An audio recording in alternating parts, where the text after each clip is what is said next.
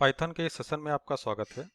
आज इस सेशन में हम लोग ऑब्जेक्ट ओरिएंटेड प्रोग्रामिंग के अगले फीचर की बात करेंगे जिसका नाम है इनहेरिटेंस। तो सबसे पहले बात करेंगे कि इनहेरिटेंस क्या होता है और उसको क्यों यूज़ करना चाहिए, ये आपको क्या फैसिलिटेट करता है या आपको क्या फीचर्स देता है, और इसको यूज़ करके आप अपने काम को कैसे कम कर सकते हैं, शॉर्ट कर सकते हैं। तो इसके बारे में जानते हैं। तो सबसे पहले थोड़ा सा एक थ्योरेटिकल कंसेप्ट देखते हैं उसका, व्हाट इज़ इनहेरिटेंस। तो डेफिनेशन के हिसाब से जैसा उस टर्म का नाम है इनहेरिटेंस, तो inheritance is a mechanism in which one class acquires the property of another class. For example, a child inherits the traits of his her parents. तो जैसे चाइल्ड अपने पेरेंट्स के ट्रेट्स को इनहेरिट करता है, उसी तरह से आप क्लासेस में भी ये काम करा सकते हैं कि एक क्लास के अंदर आपने कुछ कोड लिखा है, कुछ डेटा डिफाइन किए हैं, उसके अंदर आपने कुछ मेथड्स को डिफाइन किया है, तो उसको आप अगली क्लास में रीयूज कर सकते हैं। अगला पॉइंट यही बता रहा है कि with inheritance we can reuse the fields and methods of existing class. Hence inheritance facilitates reusability and it is an important concept of object oriented programming. तो मतलब ये कि रीयूज कर सकते हैं आप कोड को। आपने एक क्लास के अंदर कोड लिखा है और आपको उस कोड को दोबारा यूज करना है, तो आपको दोबारा लिखने की रिक्वायरमेंट नहीं है। तो आप इनहेरिटेंस का यूज़ करके आप अपने एक कोड को जो आपने एक क्लास के अंदर लिखा है, जो डेटा एक क्लास के अंदर आपने डिफाइन किया है, जो मेथड्स आपने एक क्लास के अंदर बनाया, आप उनको रीयूज कर सकते हैं। In inheritance a new class is created from an existing class. The old और existing class is called base class. तो जैसा कि डायग्राम आपको दिख रहा है, नीचे आपको एक फिगर यहाँ पे दिख रहा है जिसमें आपको एक बेस क्लास दिख रही है और तीन डिराइव्ड क्लास दिख रही है। बेस क्लास से ये तीनों डिराइव्ड क्लास इनहेरिट होती हैं। तो जब ये इनहेरिट होंगी तो ये बेस क्लास के सारे फीचर्स को इनहेरिट करेंगी, प्लस अपने कुछ स्पेशलाइज्ड फीचर को ऐड करती हैं। तो जो ओल्ड क्लास है उसको आप बेस क्लास कहते हैं या सुपर क्लास कहते हैं। तो यहाँ पे लिखा हुआ है ओल्ड क्लास और existing class is called base class और super class, and the new class is known as derived class और सब क्लास। तो जो ओल्ड क्लास है वो बेस क्लास हो गई, सुपर क्लास हो गई, और जो आपने नई क्लासेस बनाई हैं, derived one, derived class two, derived class three, ये सारी की सारी सब क्लासेस हैं या डिराइव्ड क्लासेस हैं। क्या करेंगी ये बेस क्लास का सारा कोड, सारे फीचर्स इनहेरिट कर लेंगी। बेस क्लास के अंदर आपने जो जो ऑपरेशंस किए हैं, जो मेथड्स आपने डिफाइन किए हैं, जो डेटा आपने यूज़ किया है, वो सारा का सारा डिराइव्ड क्लास यूज़ करेंगी, इनहेरिट करेंगी। तो उस कोड को आपको दोबारा डिराइव्ड क्लास के अंदर फिर से लिखना नहीं है, आप उस कोड को रीयूज करेंगे। तो बेस क्लास के अंदर जो भी कोड है, जो डेटा है, जो मेथड है, उसको डिराइव्ड क्लासेस रीयूज करती हैं एंड अपने कुछ अलग से फीचर्स जो उनके खुद स्पेसिफिक फीचर्स हैं वो उनको ऐड करती हैं। तो ये कंसेप्ट है derived class and base class का। एक बार फिर से इसको देखते हैं। The derived classes are created by first inheriting the data and methods of base class and then adding new specialised data and functions in it.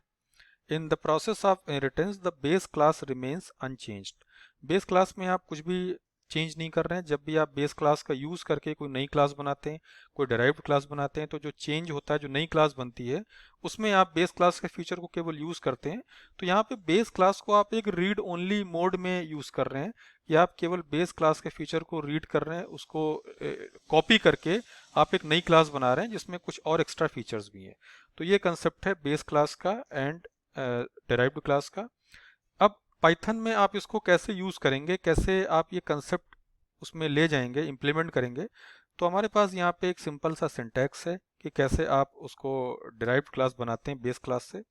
एक क्लास कीवर्ड आप लिखेंगे, फिर डिराइव्ड क्लास का नाम लिखेंगे। जो नई क्लास आप बनाने जा रहे हैं उसका नाम यहाँ पे आ गया, derived class name, and parenthesis के अंदर आप फिर बेस क्लास का नाम लिखेंगे जिससे आप डिराइव करने जा रहे हैं। फॉर एग्जाम्पल, यहाँ पे एक क्लास सपोज करिए पर्सन है, एक पर्सन बेस क्लास है और आप उससे दो डिराइव्ड क्लास बना रहे हैं, एक टीचर और एक स्टूडेंट। तो आप क्या लिखेंगे, क्लास, और डिराइव्ड क्लास का नाम क्या हो गया, टीचर, और डिराइव किससे कर रहे हैं, पर्सन से। तो क्लास, टीचर क्लास और ये पर्सन क्लास। और इसके बाद फिर इसकी बॉडी के अंदर आप एक टैब देके इसकी बॉडी के अंदर जो चीज़ें आ रही हैं, जो जो इसका जो मेथड्स या कोड्स हैं, जो फंक्शंस हैं, वो आप यहाँ पे लिखेंगे। तो ये उसका सिंटैक्स है, बिल्कुल दो लाइन का सिंपल सा सिंटैक्स है। एक क्लास कीवर्ड, उसके बाद डिराइव्ड क्लास का नाम, और पैरेंथेसिस के अंदर बेस क्लास का नाम, और कोलन लगाने के बाद आप उसकी बॉडी स्टार्ट करेंगे एक एक टैब फॉर स्पेस देके, बॉडी जो भी उसकी बॉडी में आप एक्स्ट्रा फीचर्स ऐड करना चाहते हैं या बेस क्लास के कुछ फीचर्स को आप कॉल करना चाहते हैं, सारे के सारे आप यहाँ कर सकते हैं। तो अब एक एग्जांपल के साथ इसको समझते हैं। बिल्कुल सिंपल सा एग्जांपल जो अभी बात की गई आपसे, कि एक बिल्कुल छोटा सा एग्जांपल है जिसमें एक आपकी सुपर क्लास है, बेस क्लास है जिसका नाम है पर्सन, और आपको पर्सन से दो क्लासेस बनानी है, एक टीचर और एक स्टूडेंट। तो क्या करने जा रहे हैं हम लोग, एक बेस क्लास हम लोगों ने पहले डिफाइन कर ली जिसका नाम है पर्सन, और दो डिराइव्ड क्लास बनाएंगे टीचर एंड स्टूडेंट। तो पहले आते हैं बेस क्लास पे। क्लास पर्सन, क्लास को डिफाइन करने का तरीका वही है जो पहले पिछले लेक्चर में बात की गई है। Class keyword then person colon, इसके अंदर आपने एक कंस्ट्रक्टर डिफाइन किया है double underscore init double underscore. आप एक कंस्ट्रक्टर को डिफाइन करते हैं कि जैसे ही इस पर्सन क्लास का ऑब्जेक्ट क्रिएट किया जाए, इसकी वैल्यू को हम इनिशियलाइज कर दें। जो नेम और एज हम पास कर रहे हैं, इससे हम उसके जो एट्रीब्यूट्स हैं उसको इनिशियलाइज कर दें। तो def init double underscore init double underscore self comma name comma age, दो पैरामीटर आप पास कर रहे हैं। सेल्फ डॉट नेम में आप नेम असाइन कर देंगे, सेल्फ डॉट एज में आप एज असाइन कर देंगे। इस फंक्शन का, इस कंस्ट्रक्टर का केवल इतना ही काम है कि जैसे ही पर्सन क्लास का कोई ऑब्जेक्ट बनाया जाएगा तो वो उसको इनिशियलाइज कर देगा, डिफाइन कर देगा। इसके बाद आपने इसके अंदर एक और फंक्शन डिफाइन किया है, उसका नाम है डिस्प्ले। ये क्या करेगा, नेम और एज को प्रिंट कर देगा। इसका काम सिंपल इतना है कि जो पर्सन क्लास के एट्रीब्यूट्स हैं, जो पर्सन क्लास का डेटा है that is name and age, उसको प्रिंट कर देगा। इसके बाद आगे चलते हैं। अगली क्लास जो आप बनाने जा रहे हैं वो आप पर्सन क्लास से डिराइव करेंगे। तो बेस क्लास है आपकी पर्सन, और जो आपकी सब क्लास है वो है टीचर। तो डिराइव करने का सिंटैक्स एक बार देखिए, जो हम लोगों ने बात की थी। द सिंटैक्स वाज कि क्लास का नाम, उसके क्लास कीवर्ड, फिर आप डिराइव्ड क्लास का नाम लिखेंगे, फिर पैरेंथेसिस के अंदर आप बेस क्लास का नाम लिखेंगे। तो फिर से प्रोग्राम पे आते हैं। ये क्लास कीवर्ड हो गया, कीवर्ड के बाद डिराइव्ड क्लास का आपने नाम लिखा टीचर, ये डिराइव्ड क्लास है, और फिर पैरेंथेसिस के अंदर आप बेस क्लास का नाम लिखते हैं दैट इज पर्सन। अब देखिए, इसके अंदर आप फिर से कंस्ट्रक्टर डिफाइन कर रहे हैं।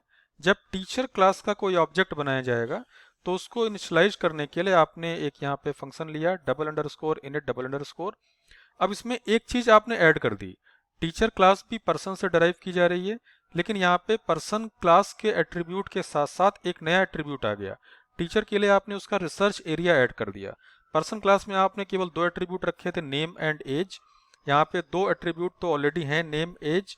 इसके साथ आपने एक रिसर्च एरिया ऐड कर दिया जो एक स्पेसिफिक एट्रीब्यूट है टीचर क्लास का, जो पर्सन क्लास में नहीं है।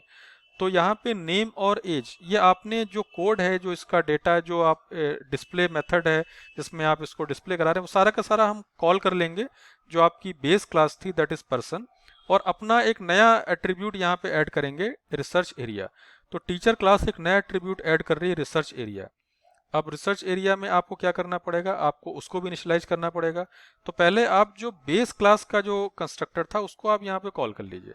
पर्सन आपकी बेस क्लास है, पर्सन डॉट इनिट आपने कॉल कर लिया, सेल्फ नेम एज। तो आपको दोबारा ये कोड नहीं लिखना है, यानी कि नेम और एज को इनिशियलाइज करने का काम आप ऑलरेडी पर्सन क्लास में कर चुके हैं। ये दोबारा आपको टीचर क्लास में नहीं करना है, केवल आपने उसको वहां से कॉल कर लिया, person dot double underscore init double underscore self comma name comma age. तो आपने जो भी पर्सन क्लास का इनिट फंक्शन था, कंस्ट्रक्टर था, उसको आपने यहाँ कॉल कर लिया। अब आपको केवल एक काम करना है, जो आपने नया एट्रीब्यूट यहाँ पे ऐड किया। तो इस डिराइव्ड क्लास में आपने नया एट्रीब्यूट ऐड किया है रिसर्च एरिया। तो आप केवल यहाँ पे रिसर्च एरिया को डिफाइन करेंगे, self dot research area equal to research area. जो रिसर्च एरिया टीचर का है वो यहाँ पे ऐड कर दिया जाएगा। फाइनली आप डिस्प्ले करा लेंगे। तो डिस्प्ले कराने के लिए भी हम दो एट्रीब्यूट पहले डिस्प्ले करा चुके हैं। आप देखिए, पर्सन क्लास के अंदर हमने दो एट्रीब्यूट डिस्प्ले करा लिए हैं, पर्सन के basic attribute name and age. आप इनको दोबारा यहाँ प्रिंट कमांड नहीं देंगे, आप केवल उस डिस्प्ले फंक्शन को कॉल कर लेंगे। आप यहाँ पे एक नया फंक्शन बना रहे हैं, टीचर क्लास के लिए आपने एक नया फंक्शन बनाया डिस्प्ले टी। पिछले वाले फंक्शन का नाम है डिस्प्ले, जो बेस क्लास का फंक्शन है उसका नाम है डिस्प्ले। आपने इसकी जो डिराइव्ड क्लास बनाई है टीचर, इसके लिए आपने एक नया फंक्शन यहाँ पे यूज किया है डिस्प्ले टी, एक नया फंक्शन डिफाइन किया है डिस्प्ले टी। तो डिस्प्ले टी के अंदर आपने पर्सन डॉट डिस्प्ले, आपने बेस क्लास के डिस्प्ले मेथड को कॉल कर लिया, जो दो चीजें डिस्प्ले कराएगा that is name and age. आपको रिसर्च एरिया को डिस्प्ले कराना है, तो आप एक नया प्रिंट कमांड केवल यहाँ पे देंगे, रिसर्च एरिया और सेल्फ डॉट रिसर्च एरिया। यानी कि प्रिंट कराने के लिए भी आपने दोबारा प्रिंट नेम और प्रिंट एज नहीं लिखा। प्रिंट नेम और प्रिंट एज कोड जो आपके पर्सन क्लास के अंदर डिस्प्ले मेथड का है, आपने उसको केवल रीयूज किया है। तो ये हमें दिख रहा है यहाँ पे रीयूजेबिलिटी का कंसेप्ट। इनिट में भी आपने देखा कि आपने इनिशियलाइज करने के लिए नेम और एज को इनिशियलाइज नहीं किया, उसके लिए आपने केवल उसको रीयूज कर लिया। जो पर्सन क्लास का कंस्ट्रक्टर इनिट था उसको रीयूज कर लिया। उसी तरह से डिस्प्ले कराने के लिए आपने नेम और एज या आपने पर्सन क्लास में ऑलरेडी डिस्प्ले करा रखी हैं, तो आपने उसको रीयूज कर लिया। आपको दोबारा यहाँ पे डिस्प्ले कमांड पर्सन क्लास में जो आपने लिखा है वो आपको दोबारा लिखने की जरूरत नहीं है, उसको आपने केवल यहाँ कॉल कर लिया और नया एट्रीब्यूट जो आपका था दैट इज रिसर्च एरिया वो आपने यहाँ पे ऐड कर दिया। एक और क्लास हम लोग बनाएंगे स्टूडेंट। तो और ये भी क्लास आपकी डिराइव होगी पर्सन से, यानी पर्सन आपकी बेस क्लास है और इस पर्सन बेस क्लास से दो क्लासेस डिराइव्ड हो रही हैं, पहली टीचर और दूसरी स्टूडेंट। तो स्टूडेंट को आपने डिराइव किया क्लास, डिराइव्ड क्लास का नाम स्टूडेंट और बेस क्लास का नाम पर्सन। पर्सन से आपने एक और क्लास डिराइव कर ली स्टूडेंट। ये इसमें भी बिल्कुल वही काम किया गया। एक नया एट्रीब्यूट हम यहाँ पे ऐड करेंगे ब्रांच। पर्सन क्लास के दो एट्रीब्यूट ऑलरेडी हम कॉल कर लेंगे नेम एंड एज। स्टूडेंट अपना एक नया एक स्पेसिफिक एट्रीब्यूट ऐड करेगा दैट इज ब्रांच, की वो किस ब्रांच का है। अब अगेन वही काम करना है कि इनिट के अंदर आपको सारी चीजों को इनिशियलाइज नहीं करना है, आपको केवल वो इनिशियलाइज करना है जो पर्सन क्लास में नहीं था। तो पर्सन क्लास में ऑलरेडी नेम और एज था, तो आपने पर्सन डॉट इनिट कॉल कर लिया जैसे हमने टीचर में किया था। और जो इसका खुद का नया एट्रीब्यूट है वो आप केवल यहाँ पे इनिशियलाइज करें, self dot branch equal to branch. तो पर्सन का नया एट्रीब्यूट है ब्रांच, हमने यहाँ पे ब्रांच को इनिशियलाइज कर लिया। डिस्प्ले कराने के लिए आपने एक नया फंक्शन बनाया डिस्प्ले एस। डिस्प्ले एस के अंदर आप दो चीजें वही नेम और एज के लिए आप पर्सन को वाले डिस्प्ले मेथड कॉल कर लेते हैं, पर्सन डॉट डिस्प्ले। अपना एक नया प्रिंट कमांड आप देंगे जो स्टूडेंट की ब्रांच को प्रिंट कराएगा, print branch and self dot branch. तो इस तरह से हम लोगों ने देखा कि यहाँ पे सबसे पहले एक पर्सन क्लास बनाई गई जिसमें केवल दो एट्रीब्यूट्स हैं नेम एंड एज, और हम इनको इनिशियलाइज करेंगे इनिट में और इसको डिस्प्ले करा लेंगे। इसके बाद आपने पर्सन से पहली क्लास डिराइव की टीचर। टीचर के पास वो सारे एट्रीब्यूट्स होंगे जो पर्सन क्लास के हैं, प्लस एक नया एट्रीब्यूट आ गया रिसर्च एरिया। तो नेम और एज को प्रिंट कराने के लिए या इनिशियलाइज कराने के लिए जो कोड आपने लिखा था पर्सन में उसको हमने टीचर क्लास में रीयूज कर लिया। इसके बाद नया अपना एक एट्रीब्यूट ऐड कर दिया दैट इज रिसर्च एरिया, उसको इनिशियलाइज किया एंड डिस्प्ले टी के अंदर उसको प्रिंट कराया। एग्जैक्टली यही काम हमने स्टूडेंट क्लास के साथ किया है। यहाँ भी आपने एक नया एट्रीब्यूट ऐड किया है ब्रांच। पर्सन क्लास के दो एट्रीब्यूट नेम और एज आपके पास ऑलरेडी हैं, आपने एक नया एक एट्रीब्यूट ऐड किया ब्रांच। तो नेम और एज के लिए आपने जो इसका कंस्ट्रक्टर था जो पर्सन क्लास का था उसी को रीयूज किया। डिस्प्ले कराने के लिए भी आपने उसी को रीयूज किया। आपने एक नया फीचर ऐड किया ब्रांच एंड ब्रांच को आपने इनिशियलाइज किया एंड ब्रांच को आपने प्रिंट कराया। फाइनली हम लोग आगे चलते हैं, अब इसको कैसे इसको यूज करेंगे। तो प्रिंट कमांड दिया डेटा पर्सन, पर्सन का डेटा के लिए आपने एक ऑब्जेक्ट क्रिएट किया पर्सन क्लास का that is P, p equal to person. और पर्सन के लिए आपको दो एट्रीब्यूट देने नेम एंड एज। नेम है उसका माधव और एज है उसकी 30 एंड p डॉट डिस्प्ले, आपने डिस्प्ले मेथड को कॉल कर लिया जो इसका नेम और एज प्रिंट कराएगा। इसी तरह से आप टीचर का डेटा प्रिंट करेंगे। एक आपने टीचर क्लास का एक ऑब्जेक्ट बना लिया t और इसमें इसको आपने कॉल किया तीन एट्रीब्यूट के साथ क्योंकि एक नया एट्रीब्यूट है टीचर के लिए रिसर्च एरिया। तो आपने लिखा name Jeet and age 39 and research area image processing, और उसके साथ आपने डिस्प्ले टी को कॉल कर लिया जो टीचर क्लास का डिस्प्ले मेथड है। एंड फाइनली आपने यही काम स्टूडेंट के साथ किया। एक स्टूडेंट क्लास का ऑब्जेक्ट बनाया आपने S equal to student, student का नाम है पार्थ और उसकी एज है 25 एंड उसकी ब्रांच है इलेक्ट्रिकल। तो दो एट्रीब्यूट आपके पर्सन क्लास के हैं नेम एंड एज, एक नया एट्रीब्यूट स्टूडेंट का क्या आ गया ब्रांच, इसको आपने कॉल कर लिया। अब इसको रन कराते हैं इस कोड को और देखते हैं क्या आउटपुट आ रहा है। ये देखिए आपने सबसे पहले प्रिंट कराया पर्सन का रिकॉर्ड नेम माधव एज 30। इसके बाद आपने सेकंड प्लेस पे प्रिंट कराया टीचर का record name Jeet age 39 research area image processing and finally student Parth 25 and electrical. तो इस तरह से आपने जो बेस क्लास को भी आपने उसका इंस्टेंस बनाया, आपने सब क्लासेस के भी इंस्टेंस बनाए और उनको इनिशियलाइज किया, उनका डेटा प्रिंट कराया। तो ये था इनहेरिटेंस के बारे में कि हम कैसे उसको यूज़ करते हैं, कैसे क्या सिंटैक्स होता है, कैसे डिफाइन करते हैं। तो आज के सेशन में इतना ही। Thank you.